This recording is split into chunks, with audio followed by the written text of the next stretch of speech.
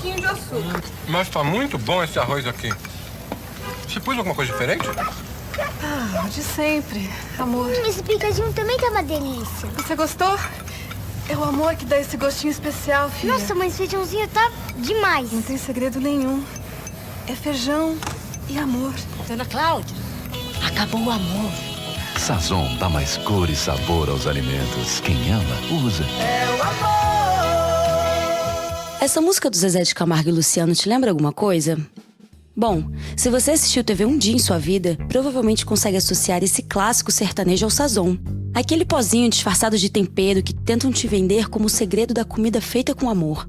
E a indústria faz isso de inúmeras formas. Não faltam truques para se aproximar do consumidor e dialogar como se as empresas fossem nossos amigos ou parentes. E as corporações alimentícias não ficam fora disso. Meu nome é Amanda Flora e esse é o Prato Cheio, o podcast do Joio e o Trigo sobre alimentação. Hoje vamos falar sobre como a indústria de alimentos se apropria de narrativas para vender seus produtos.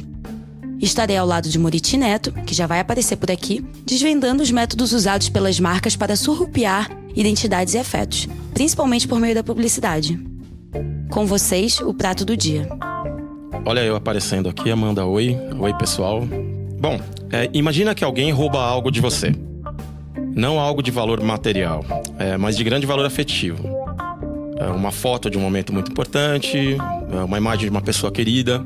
São coisas irrecuperáveis. Então a apropriação de identidades e afetos é isso. E na publicidade, isso acontece como uma forma de apresentar um produto, marca ou empresa. Sempre com o objetivo de influenciar uma audiência específica.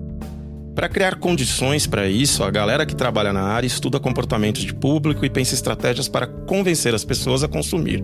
Porque afinal, esse é o objetivo. Consumo e lucro. E daí vale quase tudo. Além de utilizar celebridades, imagens, cores, luzes e músicas impactantes, a publicidade tem usado causas sociais para atingir esses objetivos de consumo e lucro. Tem sido comum ver bandeiras legítimas de movimentos feministas, negros, LGBTQIA+, sendo apropriados para esses fins. Sem dúvida. Isso rola bastante nas propagandas da indústria alimentícia. Porque comida é algo muito ligado aos afetos e às identidades. E as corporações, que são bem espertas, sacaram isso faz tempo.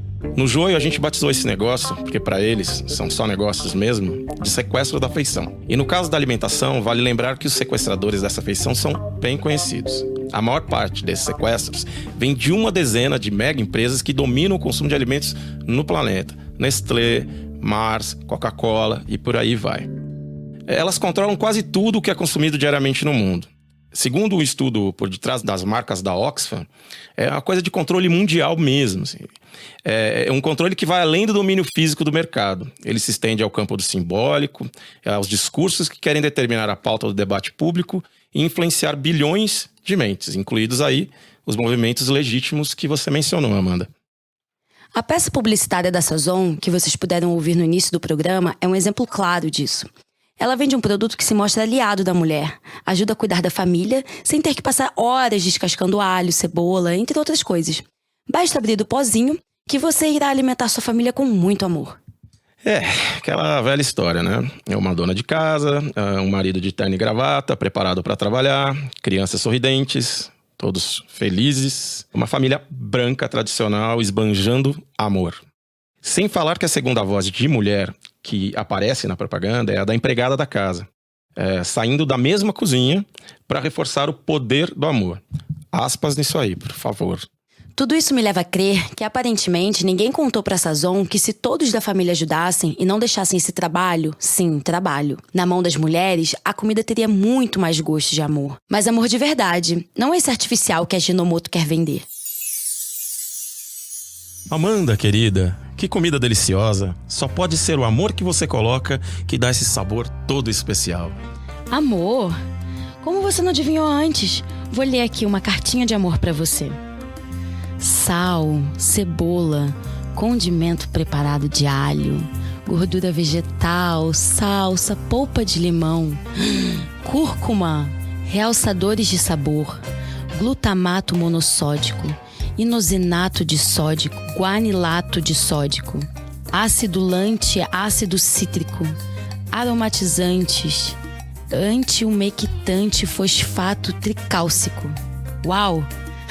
Bom, além desse ser um alimento ultraprocessado, ou seja, um produto muito artificial, coisa que a Natália e o Vitor já explicaram o que é no primeiro episódio do Prato Cheio, o comercial é machista e reforça estereótipos quando coloca a figura da mulher como a única responsável pela alimentação da família. Foi com esse discurso que a indústria de ultraprocessados avançou na apropriação da identidade da mulher já nos anos 50, logo no pós-guerra. Porque era preciso continuar vendendo os produtos que foram elaborados para um cenário de guerra e de escassez. É então que entra forte a publicidade dirigida à mulher. Ali, na fala da indústria, a tal mulher moderna precisa ter mais tempo. E aí vai usar o leite condensado e o leite em pó, em vez de usar o leite tradicional. Vai trocar o suco por refrigerante no dia a dia. Ou seja, com apelo ao afeto da modernidade e de uma suposta maior liberdade, a mulher é mantida na cozinha, na domesticidade, enquanto uma indústria entope a população com ultraprocessados sem precisar de guerra. E aí vem os anos 1960 e 1970. E o feminismo passa a ganhar mais corpo. Mas na visão da publicidade, é o corpo da mulher que literalmente recebe o foco. O mundo da propaganda se reinventa, se disfarça e a mulher começa a ser identificada não mais pela domesticidade, mas pela beleza e o charme. O Saul Randazzo, um psicólogo publicitário e autor do livro A Criação dos Mitos na Publicidade, ele é brasileiro, estudou os papéis sociais impostos à mulher pela propaganda na história. E ele explica os arquétipos que foram definidos de década em década. Ele fala em 4 arquétipos: a grande mãe, a guerreira, a donzela e a tentadora. Todos relacionados a determinados produtos e serviços. Por exemplo, a grande mãe é ligada a produtos e serviços para o lar e para a família, principalmente ligados à alimentação. O autor do livro diz que essa imagem teve o auge na década de 60, mas que nunca perdeu espaço. E essa imagem tá aí mesmo, né? Até hoje mostrando que na publicidade o laço entre a mulher e o instinto materno independe de qualquer época. Isso. Tem também um outro arquétipo que ele aponta, que é o da guerreira, utilizado em anúncios com a imagem da mulher trabalhadora, independente, vitoriosa. Esse arquétipo surgiu na década de 70 e cresceu na de 80, segundo o Saul. Que também diz que a donzela, também um arquétipo já comentado, bastante usada na década de 60, foi substituída pela mulher tentadora, ainda nos anos 70, com uma postura mais agressiva e erótica. E essa imagem da mulher tentadora que hoje predomina nas propagandas. Com um elemento agravante, um padrão de beleza quase inatingível. Corpo jovem, magro e musculoso. Reforçadas por esse estereótipo, temos desde publicidade de alimentos light até de cerveja. E a mulher lá, sempre como um enfeite, um objeto que embeleza a paisagem. Olha, tem uma escritora feminista norte-americana, a Naomi Wolf, autora do livro O Mito da Beleza, que também fala sobre isso e constrói uma poderosa crítica a esse cenário. Vamos a um trecho da obra, então.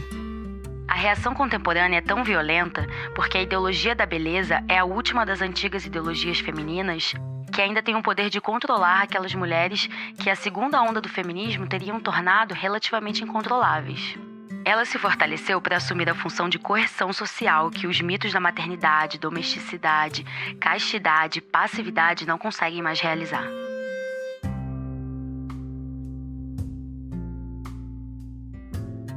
É isso, que a Naomi reforça aí essa questão dessa reação contemporânea do conservadorismo, em relação à mulher, e o reforço dessa ideologia da beleza.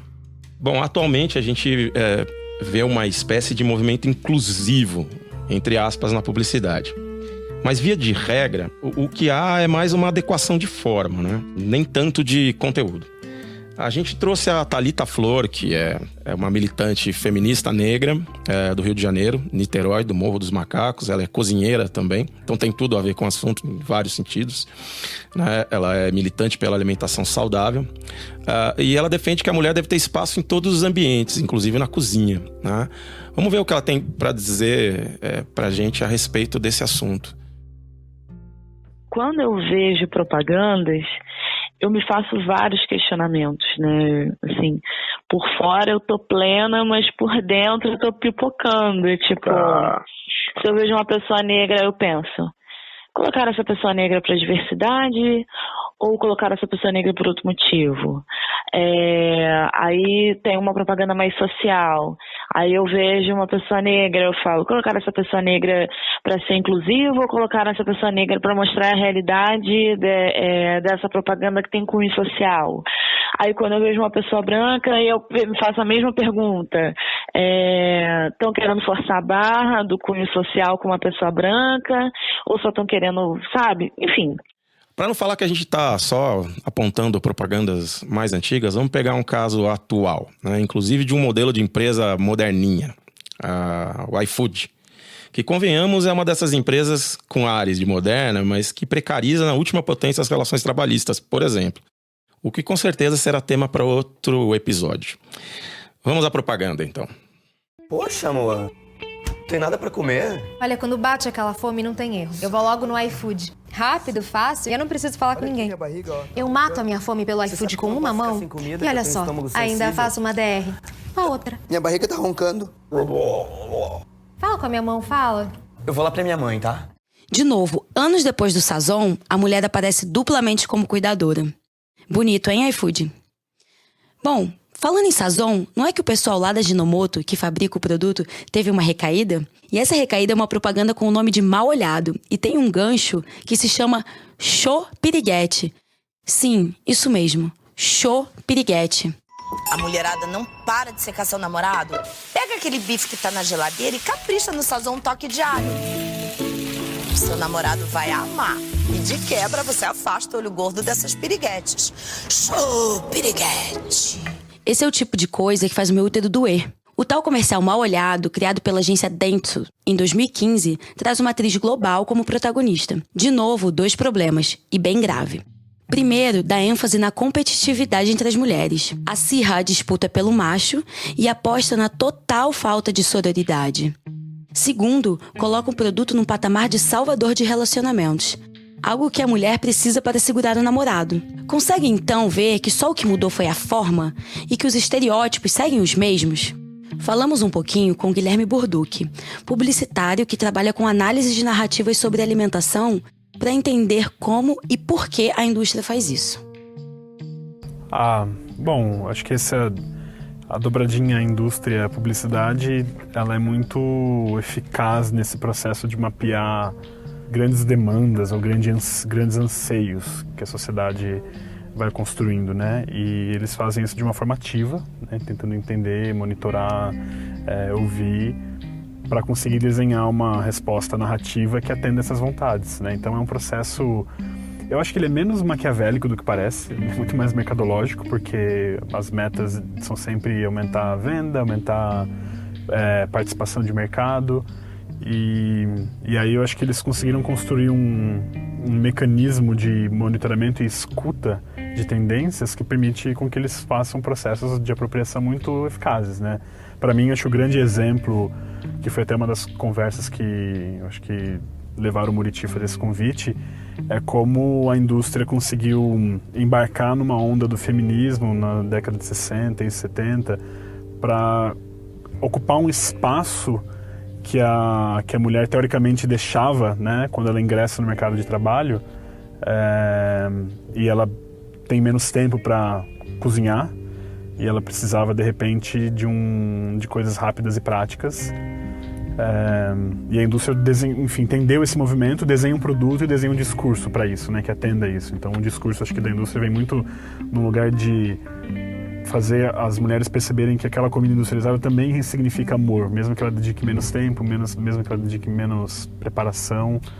E eu acho que esse mecanismo de identificar um gap, desenhar um produto, construir uma narrativa, ele continua funcionando até hoje, né? Até campanhas super recentes que a gente viu por aí.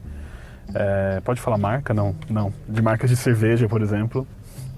Pode. Que acho que é um caso bem emblemático, né? Que é num carnaval, acho que é 2015, que tinha uma campanha que era Deixa o Não em Casa, e aquilo gerou uma repercussão negativa terrível e uma repercussão de imagem péssima. E a reação da marca é não necessariamente mudar a essência, mas mudar a narrativa para fora, né? E aí eles desenharam uma ação de resposta alguns anos depois, com uma equipe de mulheres, pelo menos, né? Porque uma outra coisa muito comum também é a gente ver nas narrativas a publicidade sendo dominada, controlada por homens brancos, né? Historicamente, com poder econômico. Então o discurso vem sempre de um mesmo lugar. Mas eles desenharam uma resposta para essa campanha em que as mulheres designers projetavam posters para ressignificar as campanhas de cerveja, né? E para mim isso é um puta sinal de apropriação, porque não necessariamente aquela marca faz alguma coisa por aquela causa, influencia o cenário ou gera algum impacto positivo, mas ela pega carona naquela imagem e faz uma ação que gera benefício para ela mesma, né? Aproveitando essa ótima fala do Guilherme, a gente vai citar outra autora importante que pega pesado com o tempo em que a gente vive, com o que ela chama de feminismo de mercado. Também estadunidense, a Andy Zeisler é autora e cofundadora da Beat Media. E fala da recente chegada do feminismo ao mainstream no livro Já Fomos Feministas, né? Numa tradução livre para português, um livro de 2016. Em um curto espaço de tempo, o feminismo passou a ocupar talvez o seu papel mais complexo. Está em voga uma adoção consumista do feminismo que o posiciona como uma identidade legal, divertida e acessível que qualquer um pode adotar. Alguns chamam de feminismo pop, feminismo para se sentir bem e feminismo branco. Eu chamo de feminismo de mercado. É descontextualizado e é despolitizado. É uma pancada no machismo estrutural, né? Na publicidade. E é uma baita expressão. Feminismo de mercado. E a Andy diz mais. Ela fala que isso envolve escolher a dedo as partes da ideologia ou prática que servem às empresas e ignorar as que não servem. E a história é o seguinte, né? Os caras botam mulheres jovens e famosas nas peças publicitárias com um objetivo bem definido, que, obviamente, não é dar força ao feminismo. Vale lembrar que várias pesquisas, como uma feita pelo Instituto Data Popular, colocam as brasileiras como as responsáveis por 85% das decisões de compra no país. Pensando em consumo e lucro, né, é um mercado interessantíssimo de ser atacado por essa porcentagem, né? Seja pela via de um feminismo de mercado, como diz a Andy, seja para manter tudo como sempre foi numa sociedade patriarcal. Tem uma palavra recente, o femvertising, um neologismo que explica um pouco mais de como os meios de comunicação comercial se apropriam de conceitos do feminismo. Até existem pessoas com boas intenções no meio da publicidade, né? Todo mundo, enfim, a gente vai pintar como mal nessa história, não é assim, sem maniqueísmo. E mesmo nas corporações. Mas as estruturas não ajudam muito, vamos combinar, né? Tem gente que acredita realmente que a luta por dentro dessa máquina de moer carne e ossos funciona. Mas a coisa é difícil quando a marca ocupa o lugar de uma luta social para falar de produtos. No fim, a interpretação mais provável nessas publicidades é que a marca é a ativista maior, né? Uma espécie de liderança dos movimentos. E isso não é verdade. As marcas não são, de fato, líderes de movimentos sociais legítimos. A maioria delas associa as lutas a produtos salvadores, como se as conquistas desejadas pudessem ser resolvidas por um bem de consumo. No fim, é só uma forma superficial de tratar algo complexo e de vender uma falsa solução para as desigualdades. O Guilherme vai falar mais um pouquinho disso pra gente. Cara, eles estão ouvindo o tempo inteiro, estão sacando os movimentos, estão sacando as ânsias, né? Estão entendendo e estão classificando isso, né? Colocando isso em caixas. Então, tem agências especializadas em fazer esse tipo de leitura de tendência. Tem aqui no Brasil, tem em São Paulo, tem no mundo inteiro. Elas estão o tempo inteiro classificando os grupos, né? Dando um monte de nome. Tem um monte de tem geração isso, não sei o que, movimento não sei o que lá. Então, acho que essa é uma ferramenta, essa ferramenta de monitoramento, ela é fundamental, porque eles... É um processo de entendimento mesmo, né, do tecido social, né? Quais são os grupos, os movimentos que estão... E aí, de um outro lado, tem um aparato de produção cultural muito poderoso, né? A publicidade conta histórias, né? Influencia comportamentos.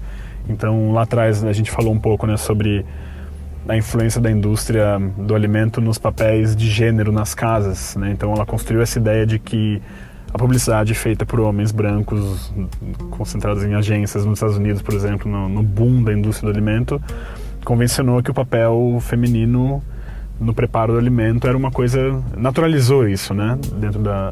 E construiu essa ideia de que o ato de servir era um ato de amor. E aí isso se perpetua até hoje, assim, numa forma muito intensa, porque não deixa de ser uma indústria cultural, né? A publicidade produz cultura também.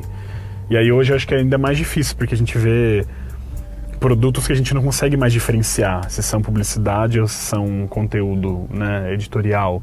Então tem vídeos, tem séries, né, tem uns formatos que geram um pouco de confusão. Opa, tudo bem? Aqui é o João Pérez. Eu sou da equipe do Joio e desse podcast que você está ouvindo agora. Essa primeira temporada está no ar graças à Fundação Heinrich Böll, que trabalha em prol dos direitos humanos e da sustentabilidade. Se você também quiser apoiar o nosso trabalho, a melhor forma de fazer isso é falando. Indique esse podcast para alguém e nós seremos eternamente gratos.